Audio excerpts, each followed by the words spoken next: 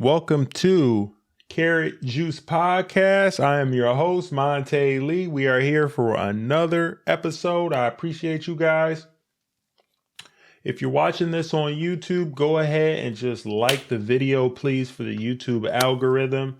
Share the podcast if you enjoy it. Also, don't forget to subscribe to the channel if you enjoy the content.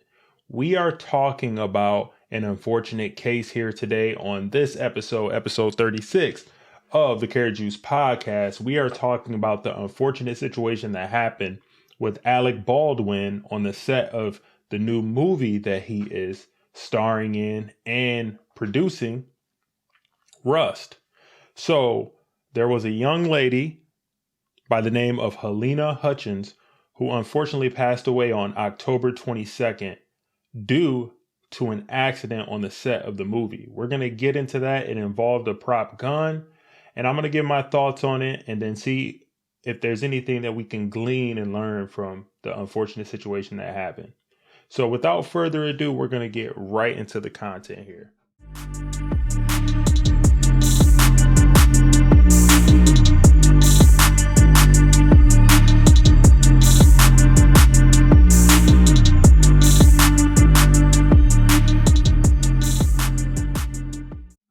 So the first article that we're talking about today is from BBC.com, and it is around prop guns. What are prop guns? Why are they dangerous? I think that was an important question to ask. So we're going to get right into that. So prop guns. Police say that U.S. actor Alec Baldwin fired a prop gun that killed cinematographer Halyna Hutchins and wounded director Joel Souza on a film set in New Mexico. They were working on the film Rust. Tributes have been paid to Ms. Hutchins, 42, while Mr. Baldwin is said to be distraught. One local paper found him in tears outside a Santa Fe County Sheriff's Office. An investigation is underway, and we don't know exactly what went wrong. A spokesman for Mr. Baldwin said there had been an accident on the set involving the misfire of a prop gun. So court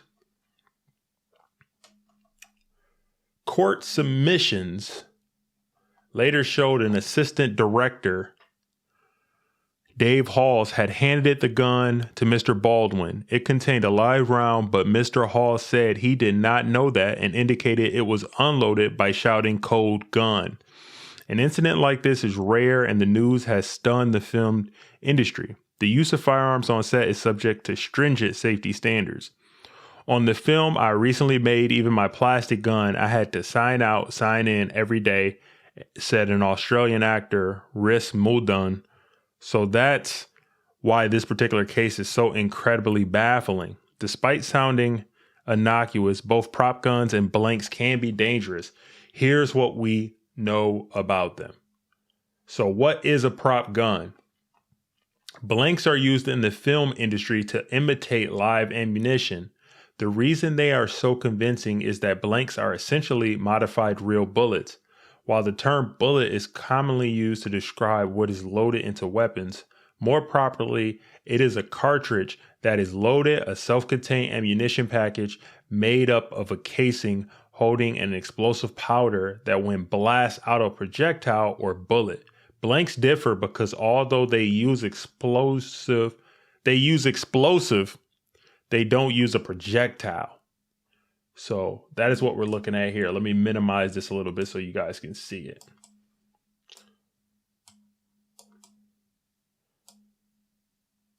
All right, bear with me here, getting this lined up. Okay. So a blank cartridge is the same as a live round, except it does not have a projectile or bullet at its tip. So if you see here on the left, we have a live round. So it has the projectile or bullet, a casing or shell, gunpowder, and primer. Okay. With the blank, no bullet is fired. Interesting. So when a gun trigger is pulled, the primer ignites the gunpowder and fires the bullet. And there's no projectile at the end of a blank. Okay, I see that. So, according to this here, a prop gun could mean a range of items, from non-functioning weapons to cap guns, but it can also mean a real weapon or one adapted for firing blanks. Together, they add authenticity to productions. Fire a blank using a prop gun, and you'll get a loud bang, a recoil, and what's known as a muzzle flash, the visible light created by the combustion of the powder. So, one thing that I wanted to get into today and what I wanted to talk about was this situation actually happened before, believe it or not. So I don't know if you guys were familiar with this, but Brandon Lee, the son of the legendary actor and martial artist Bruce Lee, actually passed away from this very thing. So Brandon Lee died at the age of 28 in 1993 while filming The Crow, when a prop gun which mistakenly had a dummy round loaded in it was fired at him. Dummy rounds contain no explosive charge, and in this case were used to film a close-up. When blanks were loaded, part of the dummy round remained in the gun. After Lee was shot, the cameras kept rolling. It was only when he did not get up at the end of the scene that those on set realized something was wrong. In another incident in 1984, U.S. actor John Hexum started joking around on the set of a television show after being frustrated by delays in filming. He loaded a revolver with a blank, spun the chamber, put the gun to his temple, and fired. Unlike Lee, he was not killed by a projectile, but rather the force of the blast was strong enough to fracture his skull. He died days later in the hospital. Oh my goodness. I didn't know that. So let's get on to the safety portion. How can these be used safely? So Hexum's death highlights a problem with blanks. It says, without a projectile, they pack enormous power. Adding to the risk, some film sets use extra powder to make the visual impact stronger. Film sets usually have strict rules about the use of prop guns. Specialists provide weapons for use on film sets and advise on their use. There's basic safety measures on every set, said Mike Tristano, an armorer who had worked with Alec Baldwin in the past.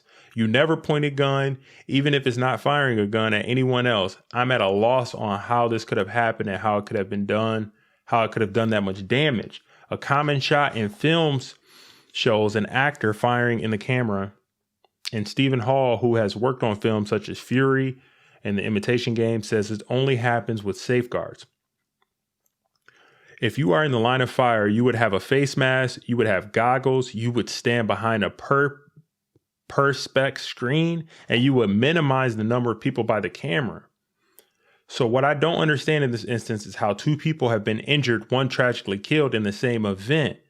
Others working in film wondered why, at a time when gun effects can be cheaply added using computers, blanks are still being used at all. There's no reason to have guns loaded with blanks or anything on set anymore. Should just be fully outlawed. An actor and director whose credits include Westworld and Mayor of Easttown. Prop guns are guns. Blanks have real gunpowder in them. They can injure or kill, and they have. If you're ever on a set where prop guns are treated without proper caution and safe handling, walk away. No show or shot is worth risking people's lives, he added. So that's the first part that I wanted to get into here. So this has happened before. It's been a very touchy subject that a lot of people have been talking about in the media. I wanted to kind of give you guys some background on what prop guns are, why they have still been used, and yeah, there have been some accidents in the past involving these things. So I want to go on to what actually happened in this incident on the set of Rust. So let me pull up the screen here for that. But before we get to that, we have a message from the sponsor, and then we will get right back to that.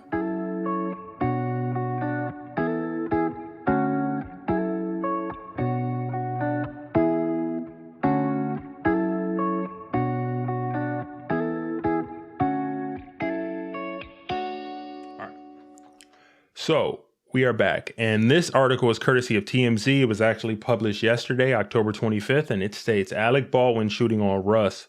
Fatal shot struck cinematographer in the chest. Expert says 3 errors caused the tragedy. So let's figure out exactly what happened in this incident that caused this. So Alec Baldwin was practicing a cross draw, pointing his gun at the camera when a live round struck the director in the shoulder and the cinematographer fatally in the chest. This according to the new court documents.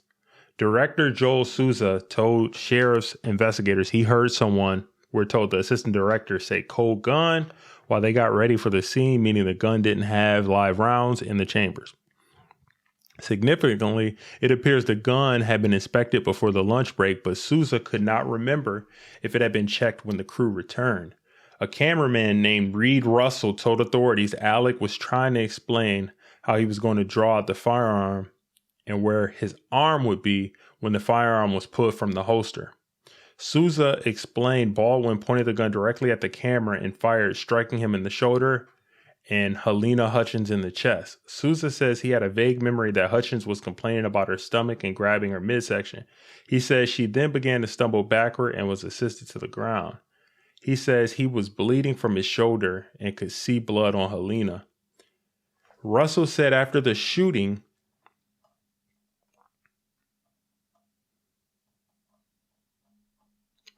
Halyna said she could not feel her legs. Oof. Once on the ground, medics frantically began treating her as she was bleeding on the ground. She was airlifted to a hospital where she was pronounced dead. Steve Wolf, a special effects coordinator and theatrical firearm safety expert, told CNN there were 3 errors committed that resulted in the tragedy. Using a real gun rather than a prop gun, having a live round in the gun and having people stand behind the camera in the line of fire. He also said the assistant director should not have been the one to clear the gun before the incident. That should have been the armorist's job. Souza told authorities, there should never have been live rounds near or around the scene that's being rehearsed or shot. Authorities have obtained a search warrant to seize all camera footage and any other computer data that may have recorded the fatal incident. Ooh. So yeah, this is heavy. And there's a lot here. My question is, why aren't people wearing safety gear?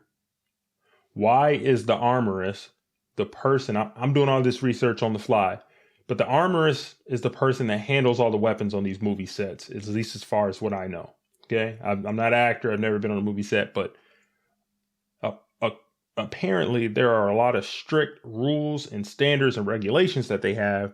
And the armorist is the person who checks all of these things. And it looks like in this incident, that didn't happen.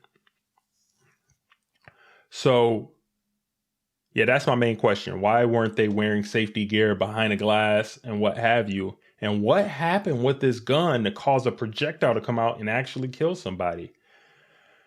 Oh, yeah, I think they just need to get rid of these things altogether, honestly, because it's becoming way more prevalent, unfortunately. So we're going to go back to the incident with what happened with Brandon Lee, because his sister actually spoke out about what happened. And I think she has something interesting to say. So let's go to ABC News Go for that report. And I'll tie all of this together. So Brandon Lee's sister speaks out about the fatal firearm accident on Russ set. As we said before, Brandon Lee was accidentally shot while filming The Crow in 1993, and that's a picture of him there. Okay. So, goes on to say, the actor Brandon Lee died in an accidental shooting in 1993. His sister, Shannon Lee, spoke Friday on the similar firearm accident that took the life of cinematographer Halyna Hutchins. Hutchins was shot Thursday during the production of the Russ movie, like we said before. And Shannon said, Our hearts go out to the family of Halyna Hutchins and to Joel Souza and all involved in the incident on Rust. No one should ever be killed by a gun on a film set, period. With a broken heart emoji. Goes on to say that an investigation is underway as to what went wrong on the New Mexico set of Rust. So, the New Mexico Film Office also released a statement, which I think is important here. They said, "We, along with the entire film community in New Mexico, are saddened by the tragedy that happened on the set of Rust yesterday.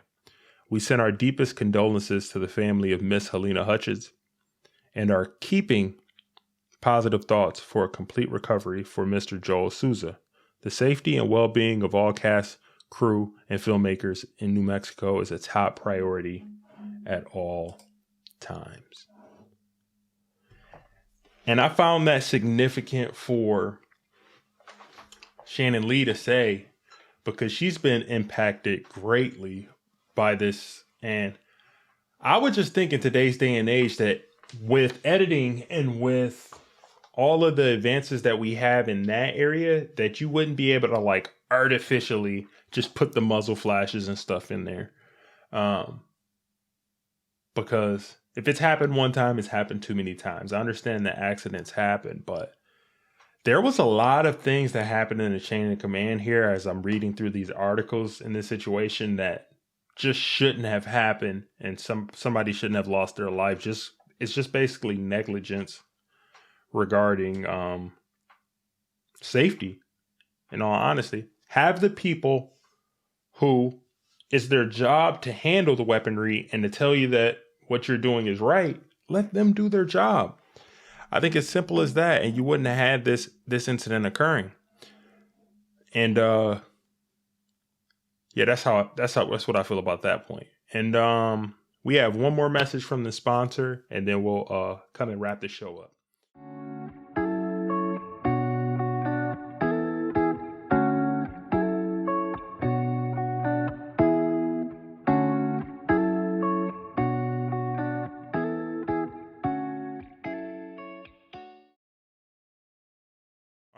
And this is the latest story that we have here, which was published yesterday.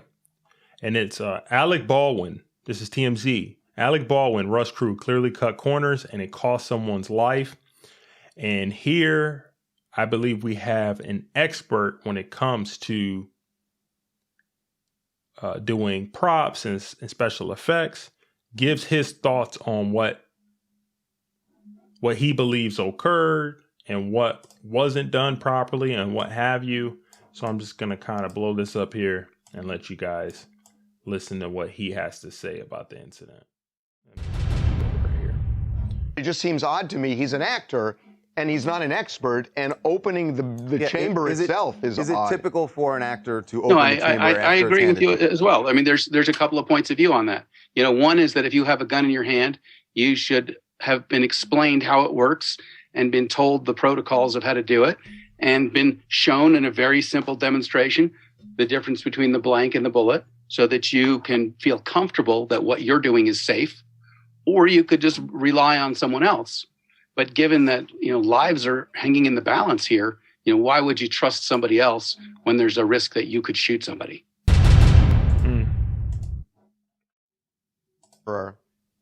Was new at this job. She's 24 years old and even said she was scared about doing it. I'm wondering how that strikes you. You know, that should have come out in the interview with the producers when she was being interviewed for the job. And they should have passed on her, or they should have said, you know what, you would make an excellent armorer's assistant in a few years when you've got a little experience under your belt. So please don't be insulted, but we're going to bring in somebody who's been doing this for, 30 years. We're going to bring in a grumpy old man that nobody wants to work with and everyone's afraid of. And when he says, don't touch those guns till I tell you to, everybody, is shocked and backs away and listens. But there's a certain amount of presence that's required in order to command the authority to dictate the safe use of firearms. And I think that wasn't present. And I have a hard time believing that anyone on the production believed that armorer would have had that presence to command set safety. Is this a problem where people lapse and regulations aren't followed? Is this a real problem in the movie industry beyond this particular movie? It's unfortunately not uncommon, especially on low-budget movies, where they're like, you know what? We don't want to wait to have the prop guns FedExed in from L.A. and pay the daily rental fee. You know, Jimmy's brother has a couple of guns in his trunk. You know, let's just shoot with that. You know what? Gosh, Stembridge Arms is closed for the weekend. We're just going to go with the live ammo because, you know, we need to get this done. So, you know, all of these shortcuts that are taken seriously compromise safety. And when you're doing something where people could get killed, you know, you just can't cut corners. You can cut corners everywhere else. And I know the crew complained about that. Cheap hotels, crappy catering, long hours.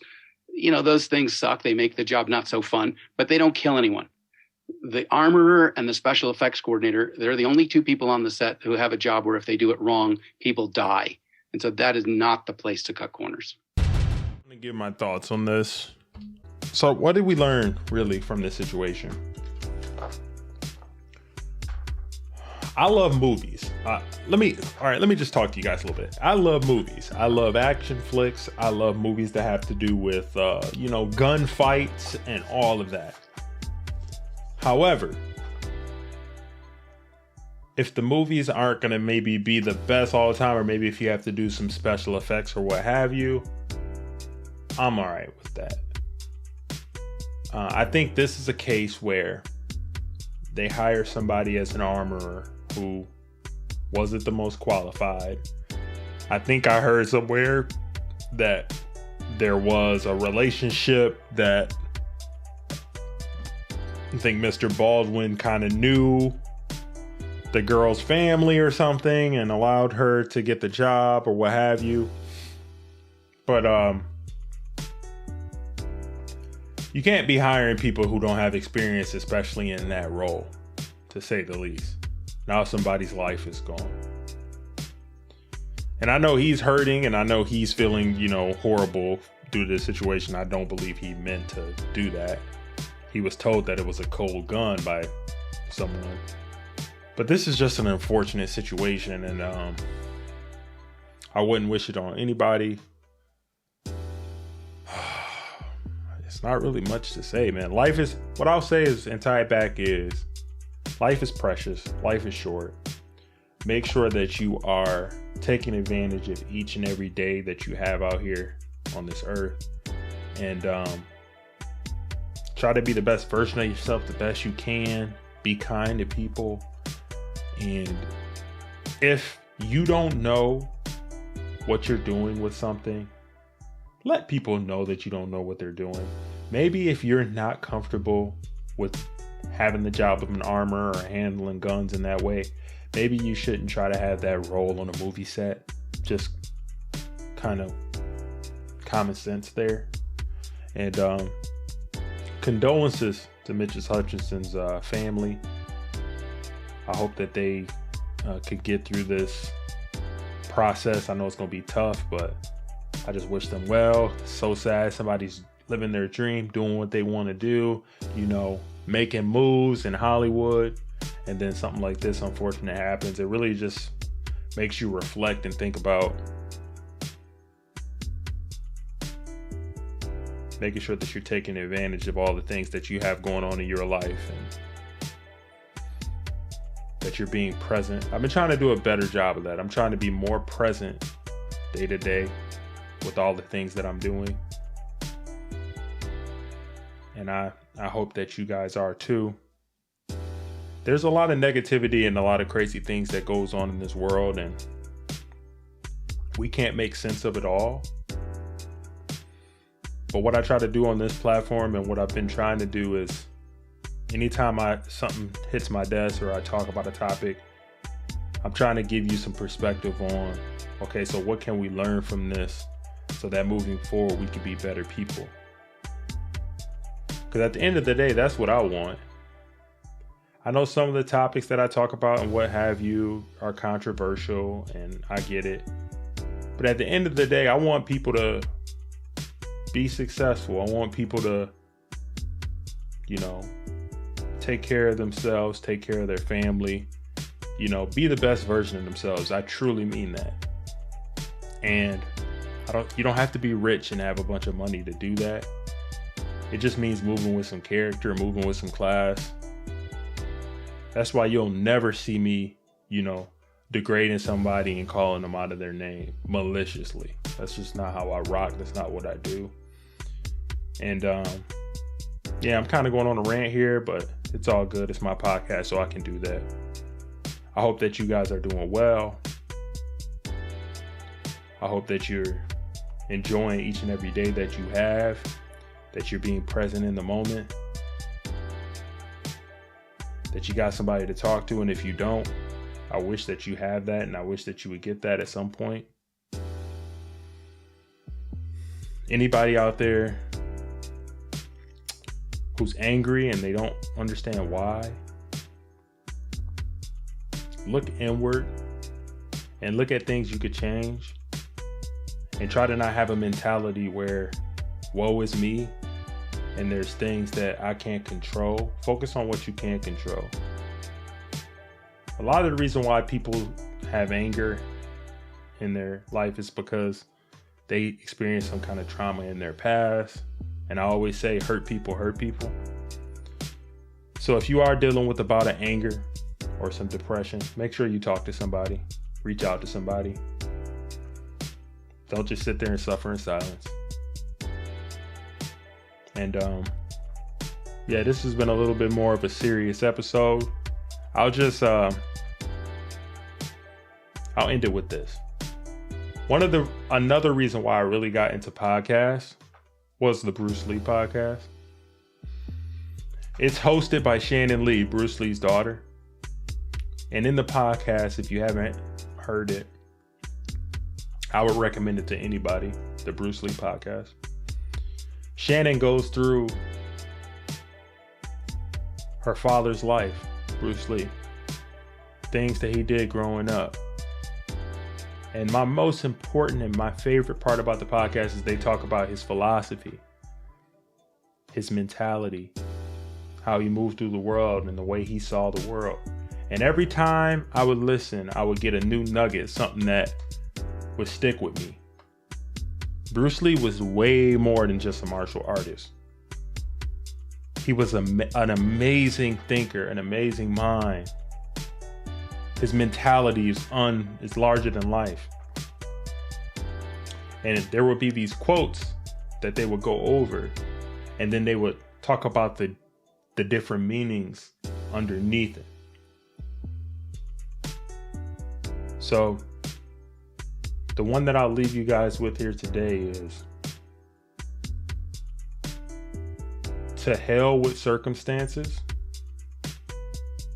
I create opportunities. I'm gonna say it again. To hell with circumstances, I create opportunities. And that's Bruce Lee. There's a whole backdrop on what that means. You should check out the Bruce Lee podcast to figure it out. And that's been another episode here on the Karat Juice Podcast. I hope this information and this podcast finds you doing well. And if you haven't done so already, like the video, all the YouTube stuff, share it if you enjoy, you find anybody that would find this helpful.